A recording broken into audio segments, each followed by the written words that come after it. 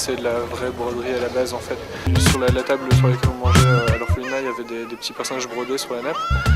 Et en mangeant, je les regardais, je me disais ce serait rigolo de les voir s'animer, de les voir bouger.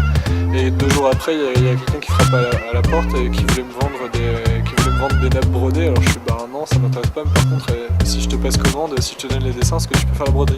Ouais, pas de problème. Donc du coup je lui file un modèle d'un cycle de marche, donc avec 10 étapes, 10 posings pour faire quelqu'un qui marche.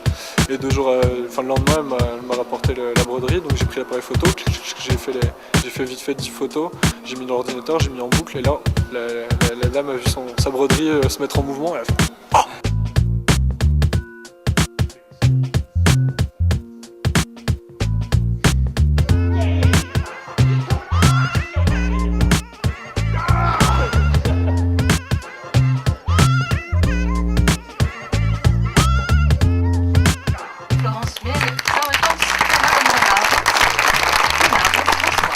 Votre premier chantier est terminé. On en voit d'ailleurs le très très beau résultat dans l'exposition au foyer 3. C'est donc La Traversée, c'est un projet de long métrage. Quel est ce projet?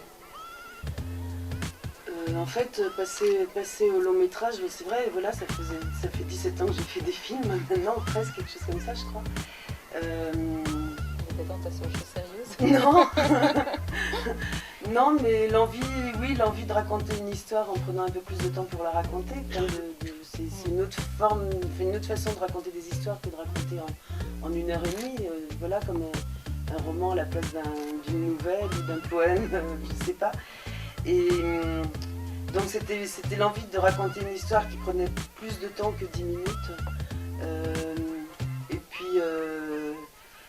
Et puis aussi le pari de réussir à peut-être, enfin j'espère, de faire justement un long métrage qui garde l'aspect très pictural des films précédents.